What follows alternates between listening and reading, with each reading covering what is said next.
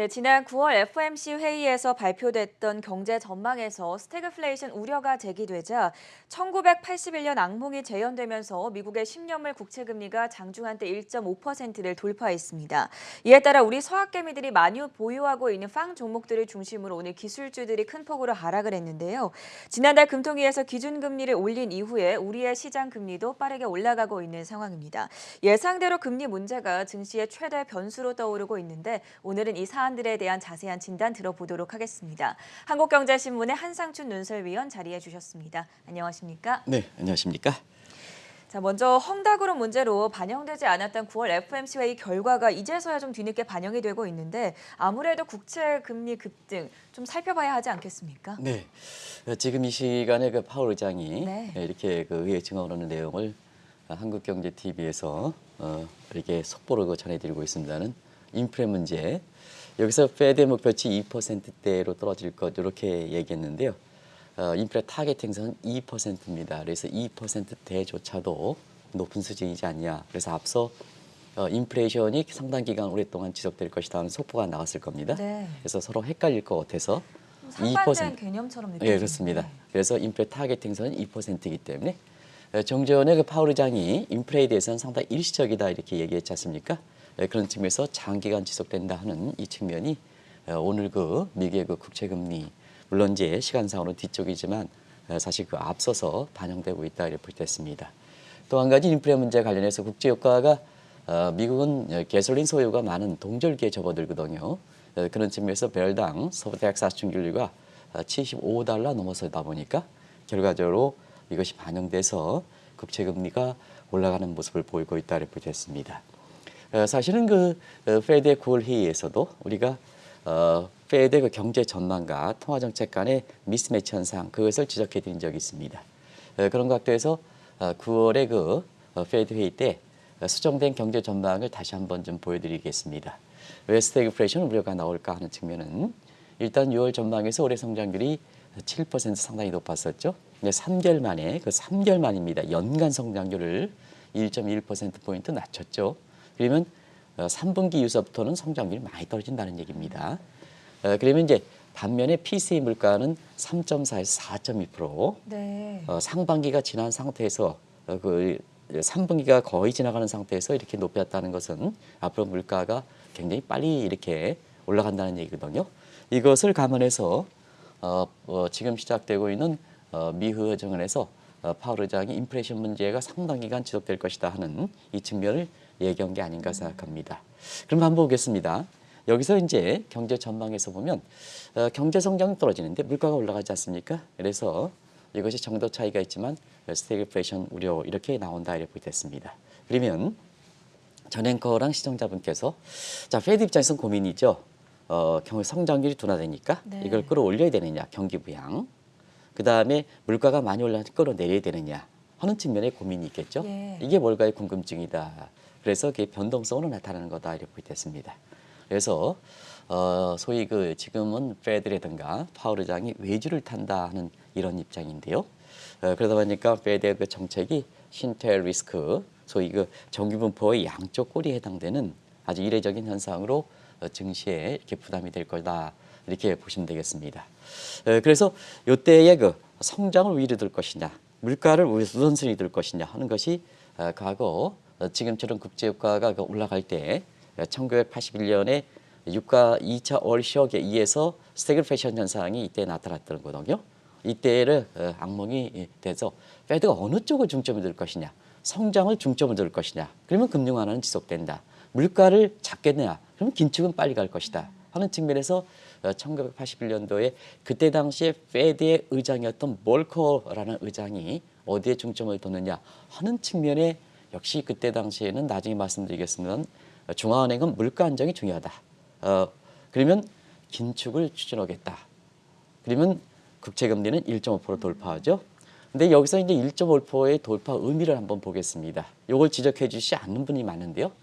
지금은 미국에서 신규 발행 시장에서 연방부채 유예의 기간이 연장되지 않음에 따라서 지금은 뭐냐 적자 국채가 발행되지 못하고 있습니다. 네. 발행 시장에서 이렇게 발행 시장에서 물량이 나오지 않은 상태에서 유가가 국제금리가 이렇게 올라갔다는 것은 1.5% 올라간 이상의 의미를 갖고 있다는 얘기거든요. 그것이 나스닥 지수를 끌어내렸던 배경이다 하는 걸 말씀드리겠습니다. 방금 말씀해주신 1981년 악몽이 어떤 사건이었는지 역사적인 배경과 함께 좀 설명을 해주시죠. 네, 요즘 1981년 그다음에 2011년 네. 연방부채 한도 요때 같이 비교해서 많이 나오죠. 그래서 우리가 1991년에 유럽 통화위기, 2001년에 9/11 사건, 그다음에 2011년에 연방부채 한도, 예. 그다음에 올해는 어떻게 될 것이냐 하는 측면에 계속해서 이렇게 말씀드리는데요. 사실 지금 국제유가가 75달러 올라가고 여러 가지 시각으로 볼 때에는 올해 그 경우에 따라서는 100달러까지 간다 하는 미국의 그 가솔린 수요, 자동차 문화가 있는 상태에서 가솔린 수요가 많은 상태에서 이런 얘기가 나오는 상태거든요. 이 상황이 1981년과 비슷하다. 그러면 그때 스태그플레이션 위기가 나왔었거든요. 아시겠습니다. 스태그플레이션이라는 것은 그때 당시까지 주류 경제학이었던 케인즈유, 총수요 이렇게 조절 정책으로 풀어가기 어려운 측면입니다. 그래서 그때 당시에 주류 경제학으로 얘기하면 스태그네이션, 경기 침체를 방지하기 위해서는 부양을 해야 되는데 물가가 앙등하고 물가를 잡기 위해서 사실 그 경기를 총수요를 억제하면 경기가 더 떨어지죠. 이런 측면이 1981년도의 모습이다. 자, 그러면 이제 이때 당시에 경기 부양이라든가 그 다음에 물가를 어떻게 잡아야했느냐 하는 측면에서는 한 마리의 수단 가지고 두 마리 토끼를 잡지 못하지 않습니까? 그럴 때는 우리가 보면 팀버겐 정리, 어른 분은 이제 팀베르겐 뭐 이런 쪽에 표현을 하시는 분도 있어요. 그냥 팀버겐 정리, 교과서 나온 대로 팀버겐 정리를 보겠습니다. 이때 헷갈릴 때는 자기가 갖고 있는 정책 부서의 목표대로만 추진하면 됩니다. 그러면 이제 페드 입장에서는 아시겠습니다는 가장 중요한 게 물가 안정이지 않습니까? 그래서 이때 당시에 경기 침체 스태그네이션이지만 폴 볼커 의장이 강력한 인플레 파이터로 등장해서 사실 금리를 확 올렸습니다. 그러면 이때 그 경기 침체되는 부분은 어떻게 되냐 하면 그때 유가라든가 이런 부분에 서프라이 사이드 측면에서 공급 측면에서 된 문제가 아니겠습니까? 그래서 그때 아서 레퍼 커버를 바탕으로 해서 세금을 감소해서 경제 주체의 경제 효율을 증대시키면 성장을 제고되는. 그래서 한편에선 볼커가 물가를 잡고 그 다음에 이렇게 다른 측면의 재무 입장에서는 서프라이 사이드 이코노미를 그렇게 해서 성장률을 끌어올려서 미국 경제가 어려운 국면을 극복했다 이렇게 됐습니다. 그래서 그때 당시에 페드 의장이 폴 볼커인데요. 오늘 돌아가시긴 했지만 월가에서 81년 악몽이 재현되는 게 아니냐 할 때 지금 인프레가 제기될 때 물가 안정을 중시하겠다는 입장이지 않습니까? 네. 긴축, 금리 올라가지 않습니까? 그런 측면에서 2014년에 한국경제TV의 당시에 폴 볼커 의장을 당시에 한국경제TV의 사장이었던 송재조 사장께서 모신 분이 있습니다. 이 장면 아시죠? 볼커 의장 아시죠? 한국경제TV의 송재조 사장께서 이렇게 소개했던 장면도 제가 인상이 깊습니다. 예. 워낙 이렇게 이분이 아마 페드 역사상 가장 거물이셨을 겁니다. 그러다 보니까 송재조 사장께서 이렇게 거물을 이렇게 모시는 것도 적었지만 워낙 이렇게 훌륭한 사람을 모시다 보니까 소개할 때 굉장히 떨리는 목소리가 제가 호텔에서 아직도 기억나는데요. 그 문제가 지금 거론돼서 미국의 국채금리가 1.5% 장중한테 올라가는 모습을 보였다 이렇게 됐습니다. 금융위기 이후에 성장과 물가가 충돌했을 경우에는 성장에 우선순위를 둔 것과는 다르게 이번에는 물가에 우선순위를 두는 것 같은데 왜 그렇습니까? 아주 저는 좋은 지적을 하셨을 겁니다. 왜냐하면 2012년에 1913년 페드가 설립한 이후에 물가 안정을 중시했거든요. 네. 근데 물가가 사실은 1990년대 말에 인터넷 혁명, 공급주의 경제학, 공급주의에서 네트워크만 깔면 깔수록 성장하니까 공급 능력이 확대되니까 시청자 여러분 아시겠지만 총고급 곡선이 사실 우측으로 이동되거든요. 그러다 보니까 성장률 올라가는 상태에서 물가가 떨어지는 이런 골디락스 국면을 맞았던 겁니다. 그런데 그래서 물가가 안정된 사회에서 페드가 그렇게 많은 사람들이 물가가 안정되는 목표를 가지고 하겠느냐 하는 측면에서 2012년서부터는 고용 중시 듀얼 맨데이트로 들어갔던 거거든요. 그렇죠. 근데 최근에 한번 보겠습니다. 오늘 파월 의장도 인플레가 오랫동안 지속되겠다 하는 입장을 종전과 일시적에서 저희들은 한국경제TV에서 오랫동안 지속될 것이다 하는 일시적 문제에 대해서 굉장히 반박을 했지만 네. 지금 이제 뒤늦게 인정하는 상황이거든요. 한번 물가 보겠습니다. 일단 소비자 물가, 국민들 입장에서 가장 체감적인 물가는 지난 그 4월서부터 인플레 시역이 발생하면서 지금 5%인데 지금 참고적으로 인플레 타겟팅선은 2%다 생각해서 고공행진이 지속되죠. 그리고 올해 전체 물가를 한번 보겠습니다. 올해 6월 전망의 전체 PC, 통화정책의 잣대가 되는 PC 물가가 3.4에서 9월 전망의 올해 물가를 4.2% 올렸거든요. 그러면 이제 일시적이 아니다 하는 측면에서 시청자의 판단이 되겠죠. 그러면 이번에 9월 이렇게 페드 회의에서 이렇게 보면 2024년에까지 성장률과 물가가 동시에 했습니다. 그럼 2024년까지 처음 제시될 때 근원 PC 2.1%입니다. 네. 요게 오늘 파월 의장이 2%대로 내려오겠다. 대로 내려오겠다. 네. 인플레 타겟에서 2%대. 그거 맥을 같이 하는 거거든요. 그러면 인플레 타겟이 2%인데 2024년까지 앞으로 3년 후까지 2% 물가 목표치를 벗어나는 게 계속되겠다 하는 입장이거든요. 그래서 파월 의장이 물가의 모습은 2%대로 떨어지겠지만 장기적으로 떨어지죠.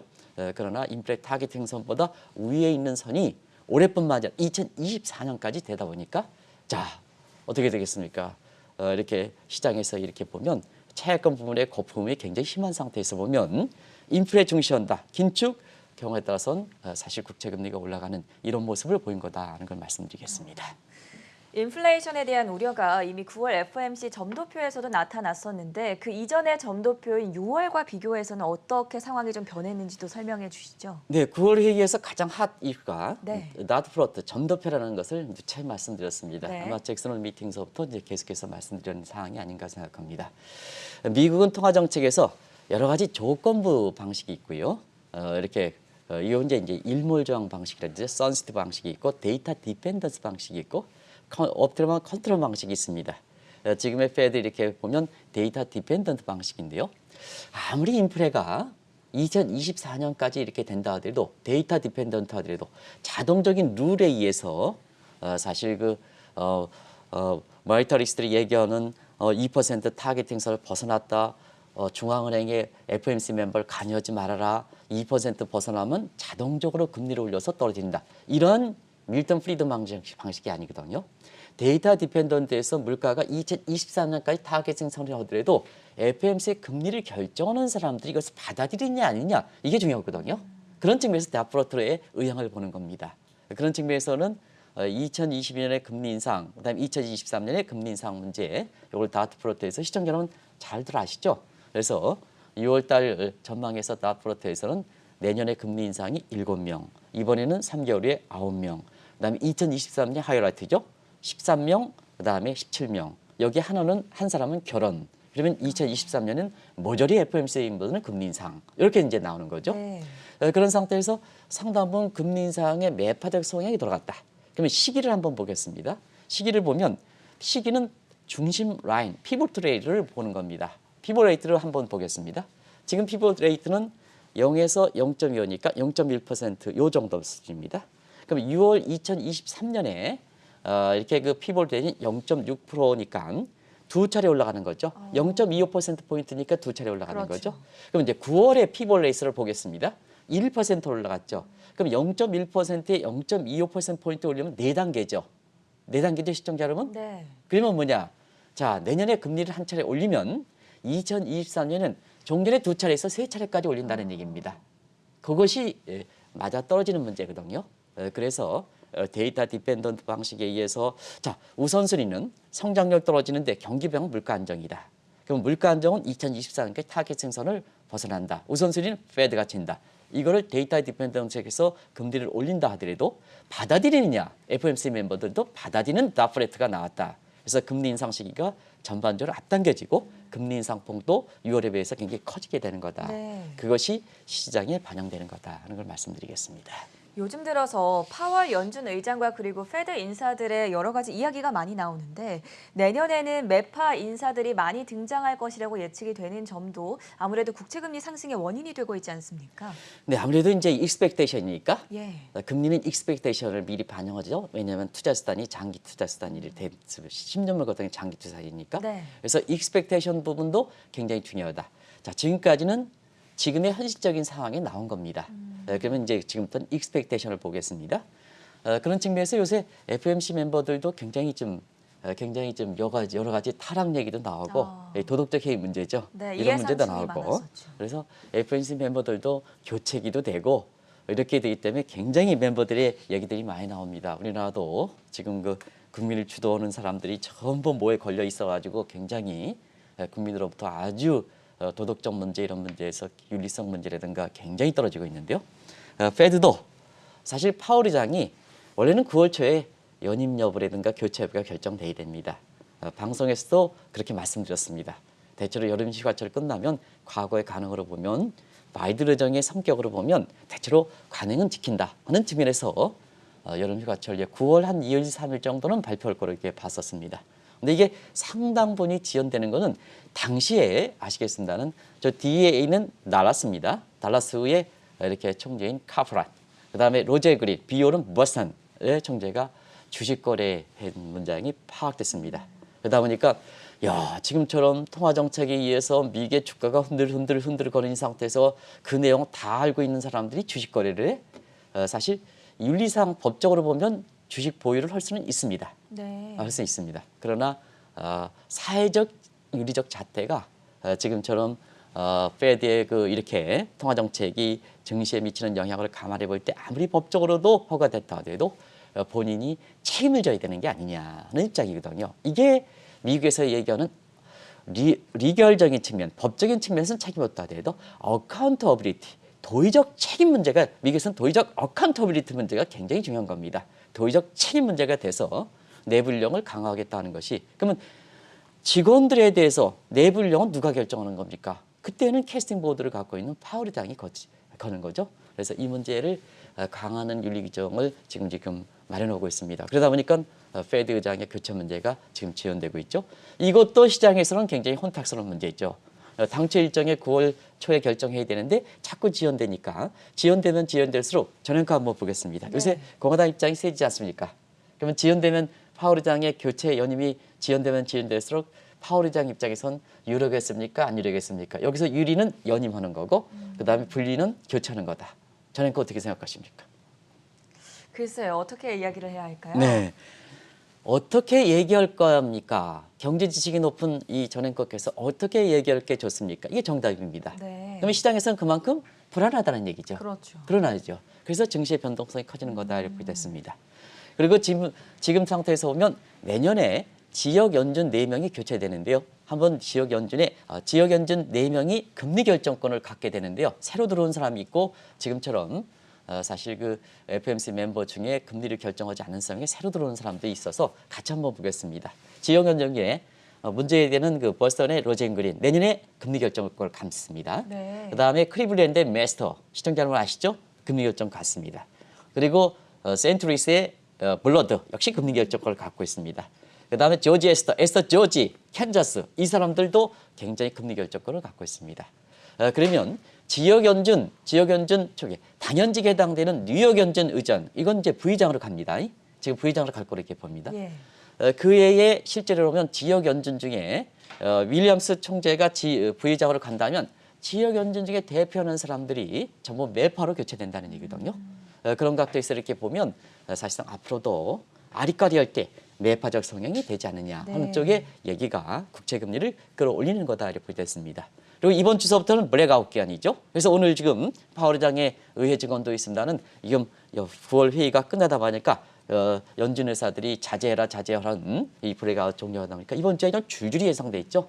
근데 줄줄이 예상되는 게 오늘도 이렇게 에반스의 시카고가 금리 인상 조기 테이퍼링에 대해서 주장했죠. 그렇죠. 그래서 매파적인 얘기하는 것과 함께 FOMC 멤버들도 이명 저명 이유로 사실 매파적 속성이 되다 보니까 국채금리가 올라가는 현상이 발생하고 있다 이렇게 됐습니다. 국채금리 상승세에 대해서 이야기를 나눠보고 있습니다. 일부에서는 날로 격화되는 미중 갈등 상황 속에서 중국이 미국의 국채를 내다 팔면서 미국의 국채금리가 올랐다. 이런 분석도 나오던데 어떻게 보십니까? 이 대목은 굉장히 중요한 대목일 겁니다. 네. 왜 그러냐면 항상 이제 미중 간 경제 패권에서 사실 상대방의 불리한 점을 파고들어야 되지 않습니까? 전쟁이란 그렇지 않습니까? 그렇죠. 그런 측면에선 미국의 입장에서 가장 지금 혼란스러운 국면이 지금 페드의 통화정책, 미국의 재정정책해서 이번 주에도 앨런과 그다음에 파월 의장이 동시에 재정정책수장인 이렇게 다음 달부터 미국의 피스컬이어 회계연도가 되니까 재정정책의 수장인 앨런도 의회 증언대에 서고 통화정책도 조율하는 측면에서 지금 파월 의장이 의회 증언대에 서고 있는데요. 이런 측면에서 사실 그만큼 미국의 정책적인 측면에서 전환점이 되고 있다 이렇게 보겠습니다. 재정은 연방부채 한도 시한이 어떻게 결정할 것이냐, 그리고 물적 인프라 부분의 예산이 어떻게 될 것이냐, 이게 이제 돼야 2022년에 회계연도의 전체적인 그림이 그려지는 거거든요. 재정정책. 그리고 거기에 입장에서 통화정책 측면에서도 자, 물가 문제 어떻게 하느냐. 오늘 물가 문제 나왔죠. 문제 통화정책 테이퍼링 어떻게 되느냐. 금리 문제 어떻게 되느냐. 이런 문제가 나오는 거죠. 그런 측면에서 요 틈을 파고드는데 중국이 과거의 흔적에도 그랬습니다. 과거에 보면 9/11 사건, 증시 터져, 그다음에 그 이후에 페드 앨런 그린스퍼 의장이 금리도 계속해서 9/11 사건 때문에 계속해서 금리를 안 올려 부동산 거품 심화. 그렇게 뒤늦게 부동산 거품의 심화를 느껴서 2004년부터 부동산 거품을 잡기 위해서 지금 것처럼 금리를 올려. 지금은 이제 테이퍼링 얘기합니다는 그때는 금리를 바로. 왜냐하면 지금 테이퍼링 얘기를 안 하는 것은 그때는 사실 양적완화 정책을 추진하지 않았거든요. 그렇기 때문에 테이퍼링 얘기가 안 나온 겁니다. 테이퍼링 2008년서부터 나온 거거든요. 그런 각도에서 그때는 금리를 먼저 올렸죠. 근데 금리를 올리는데 중국이 미국의 국채를 사줬죠. 매입했죠. 그러면 미국의 국채를 매입했으면 시장 금리는 국채 가격이 올라가고 시장 금리는 깎고 떨어지죠. 그러다 보니까 야, 부동산 거품을 잡기 위해서 금리를 올렸는데 중국이 미국의 국채를 사서 오히려 시장 금리 깎고 떨어져. 이게 유명한 그린스펀스 꺾기거든요. 그러다 보니까 시장 금리가 떨어져 부동산 거품은 더 심화된 거죠. 결국은 2008년에 서브프라임, 2009년에 리먼 브러더스 사건이 터진 게 중국의 미국의 국채 매입 교란에 따라서 된 문제입니다. 지금은 한번 보겠습니다. 작년부터 보면 코로나 사태가 중국이 먼저 컨트롤 잡았고 미국은 트럼프 정부 대통령이 잘못된 이렇게 대처로 인해서 경제 피해가 됐을 때 페드 역사상 있을 수 없는 정급 펀드까지 매비해보는 무제한 양적완화 정책을 추진했죠. 그러면 금리를 떨어뜨리는 거죠. 금리가 떨어져야 사실 차익 금리가 되면서 경기가 살아나지 않습니까? 그런데 작년부터는 오히려 중국이 거꾸로 국채를 매각해버렸습니다. 이번엔 국채를 매각했습니다. 그러다 보니까 국채 가격이 떨어지고 미국의 시장 금리가 거꾸로 이렇게 올라가는. 그래서 미국의 국채 금리는 시청자 여러분 올해 2월 달에도 1.5%까지 굉장히 올라갔던 적이 있습니다. 그렇죠. 기억나실지 모르겠습니다는. 1.5% 기억나시죠? 나중에 이제 말씀 2.5% 올라간 적이 많습니다. 그래서 이렇게 되다 보니까 야, 코로나 사태를 터지기 위해서 페드가 역사상 무제한 통화 공급에 시장 금리를 떨어뜨려야 되는데 중국이 국채를 매각해가지고 시장 금리를 끌어올리다 보니까 이 통화 정책의 이렇게 효과를 줄여주는 이렇게 억제시키는 무력화시키는 이런 정책이 나온 상태거든요. 자, 오늘 그런 상태에서 아직도 미국 입장에서는 경제 성장률이 떨어지는 이런 상태에서 보면 국채 금리가 빨리 올라가지 않기를 바라는 것이 페드 의장의 아마 속마음일 겁니다. 그리고 앨런 의장도 속마음일 겁니다. 그렇지만 지금 오늘 국채금리가 빨리 올라가는 데는 최근에 국채금리가 계속해 올라가는 데는 9월 회의도 있습니다는 중국이 지금 바이든 대통령이 한국의 삼성전자를 세 차례 그렇게 돼서 이제 내부적 문제, 재고도 좀 가져와라. 판매가 어떻게 되느냐 가져와라. 공급이 어떻게 되느냐 가져와라. 전부 과거에 보면 기업의 기밀 사항까지 요구되는 사항이거든요. 그걸 왜 그럴까? 중국과 첨단 기술에서 가치 사슬의 중점을 미국으로 두겠다. 자, 한국 입장에서는 지금의 마이크로 레터럴리즘, 동맹국에 의해서 가는 체제에서 보면 문재인 정부는 국가 차원에서 쿼드도 안 참석해. 이런 측면에서 기업을 끌어들이겠다는 입장이거든요. 기업을 끌어들이는 입장으로 이렇게 한 상태이기 때문에 사실 이렇게 첨예하게 이렇게 미중 간 마찰이 되는 상태에서 사실 중국이 국채를 어려울 때 매각해 버리니까 금리가 올라가서 자, 미국의 페드를 또 시장을 혼란스럽게 하는 이런 상황이다 이렇게 됐습니다. 말씀을 듣다 보니까 올해 초 봄이 생각이 납니다. 국채금리 상승에 따라서 그때도 이제 대형 기술주들이 큰 폭으로 하락을 하면서 여러 번 진단을 해드렸었는데 오늘 같은 경우에도 나스닥 지수가 상대적으로 약세를 보이지 않았습니까? 네, 이 문제는 2월 달에 지적해드렸을 겁니다. 그 시나리오를 그대로 가져왔습니다. 그러면 오늘 왜 나스닥 지수가 팡스들이 떨어졌을까 하는 것을 같이 한번 보겠습니다. 시나리오 보여드리겠습니다. 2월 달에 제시했던 내용입니다. 미국 국채금리에서 세 가지 시나리오를 제시했습니다. 네. 그래서 이거 기억나실 겁니다. 1.20일 때는 퍼스트 무브들, 이게 시장에서 주도하는 사람들은 미리 대형주를 빨리 차익하겠죠. 차익하는. 이미 이제 미국 같은 경우에도 대형 기술주의 퍼스트 무브들은 차익이 실현됐을 겁니다. 그리고 1.5%는 자기의 소신 갖고 투자하는 사람들. 이게 남이 흔들리지 않고 뭐 유튜브 얘기라든가 뭔가 뭐 한상준 논설위원 얘기라든가 이런 거 관계없이 자기 소신에 의해서 투자하는 사람들. 이게 셀프 컨트롤링 인베스터라는 표현을 씁니다. 예. 아주 경제 지식도 뛰어나고 이런 상태에서 이런 사람들이 매도 시점을 1.50으로 봅니다. 오늘 장중한 때 1.50이 지나니까 사실 미국의 뭐 아까 우리 서성영 본부장께서 이렇게 경기에 대해서 코로나 환자 수가 감소했다 뭐 이렇게 얘기하지만 다우지수지만 나스닥 지수가 끌어내린 배경이다 이렇게 보겠습니다. 더 중요한 것은 지금보다 앞으로가 더 중요하다는 것은 만약에 미국 국채 금리가 1.75%가 돌파할 때는 이 시나리오를 본다면 자 뒤늦게 미국의 주식에 투자한 사람을 아시겠습니다. fear of missing out 해서 이거 뒤늦게 투자했던 사람이죠. 이렇게 뭐 뒤늦게 동반 투자했던 사람들이죠. 이렇게 해서 이런 사람들이 주식 매도에 동참할 수밖에 없습니다. 그러면 대혼란이 되는 거죠. 그래서 오늘 과거 2월 달에 제시했던 이 3대 시나리오 중에 1.50을 돌파하니까 외신이라든가 뭔가 미국의 증시 국채 금리가 1.5%, 1.4%, 2.5%가 뭐냐 그냥 외신들이 전부 탑뉴스로 하는 것도 바로 이 배경이다 하는 걸 말씀드리겠습니다. 그런 그 히스토리죠. 그러다 보니까 지금보다 앞으로가 중요하다 하는 측면에서 우리가 CNN FI 지수를 계속해서 보여드리고 있습니다는 1개월 전에는 CNN FS가 50점 뉴트럴 정도인데 지금 상태에서 30에서 34 정도로 공포 단계, 피어 단계로 이렇게 됐다를 보였습니다. 그래서 앞으로 미국의 국채 금리는 1.50 돌파한다고 바로 돌파하는 건 아닙니다. 거기에 대해서 저울질을 하다가 앞으로 미국이 뭐 예를 들어서 11월 달에 테이퍼링이 시작된다 하면 국채 금리는 당연히 올라가겠죠. 네. 그래서 시청자 여러분, 우리 서학개미분들이 많이 갖고 있는 이런 거 팡스라든가 이런 거는 지금 오늘 요 악몽이 지연되면서 되살아되면서 나스닥 지수가 떨어지긴 했습니다는 지금보다도 앞으로의 나스닥 팡스라든가 이런 움직임이 더 주목되는 상황이다 이렇게 보시면 되겠습니다. 우리나라도 지난달 금통위에서 기준금리를 올린 이후에 시장금리가 빠르게 올라가고 있는데 아무래도 앞으로 더 올라갈 가능성에 무게를 싣고 있는 것은 아닌지 이 부분에 대해서도 말씀해 주시죠. 네, 미국도 국채금리가 유럽도 올라가고 네. 이렇게 올라가는 상태거든요. 전 세계적으로 보면 기준금리 문제와 관계없이 사실 조금만 매파하면 바로 금리가 시장금리가 올라간다. 왜냐? 지금 금리가 초저금리이기 때문에 채권 가격이 굉장히 높다. 채권 가격이 높으면 매파적 얘기 나오면 기준금리 중앙은행에서 기준금리 인상되지 않더라도 바로 채권의 차익 실현으로 들어간다 이렇게 보겠습니다. 차익 실현은 채권 공급 전략이 나면서 채권 가격이 떨어지고 금리가 올라간다.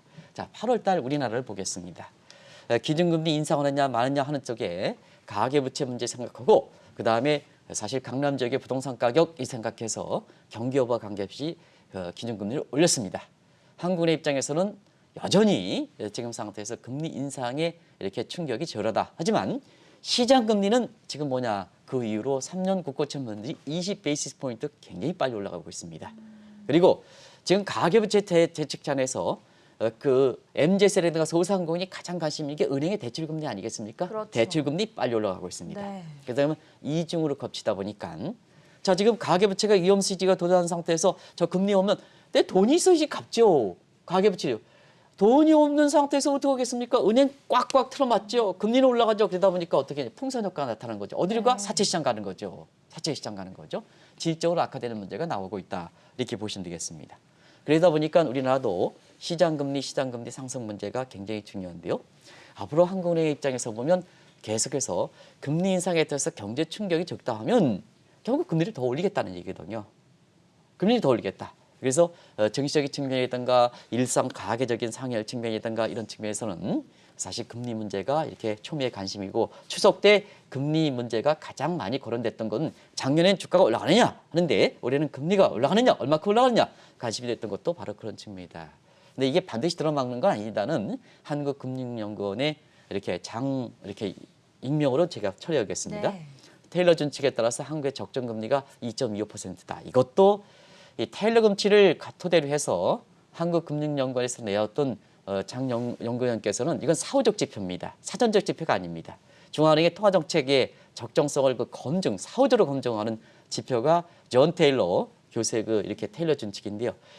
이때 느닷없이 한국의 적정 금리가 2.55%다. 그러면 자, 금리가 얼마큼 올라가는지 MZ세대들 소상공인 지금 한계 상황이 돼서 가뜩이나 8월 달에 금리 인상해서 목을 조아가지고 좀 거리는 내일판에 1.8%포인트 이상 더 올리는 안 되겠지만 결국 그만큼 익스펙테이션 형성할 수 있는 이런 연구 자료를 내놓다 보니까 지금 추가 금리 인상 문제가 도대체 얼마까지 더 올라가는 거냐 하는 측면에 이렇게 얘기 나왔던 거거든요. 그래서 시청자 여러분 모든 게 혼탁스럽습니다. 혼탁스러운 이런 환경에서 지금 미국의 페드 정책, 한국의 정책, 경기 문제, 실적 문제 그리고 이렇게 헝다 문제 합니다. 네. 그래서 한국경제TV에서 올해 하반기에서부터는 개별 종목보다는 ETF, 글로벌 ETF, 그리고 배당, 그리고 현금을 가져가라 하는 이런 문제를 되는데요. 그런 측면에서 지금 상황을 이렇게 투자 전략대로 가면 크게 문제는 없지 않느냐는 걸 다시 한번 지금의 상황이 발생할 때 국채금리가 1.5% 올라갈 때 한번 좀 말씀드리도록 하겠습니다. 재차 강조해드리겠습니다.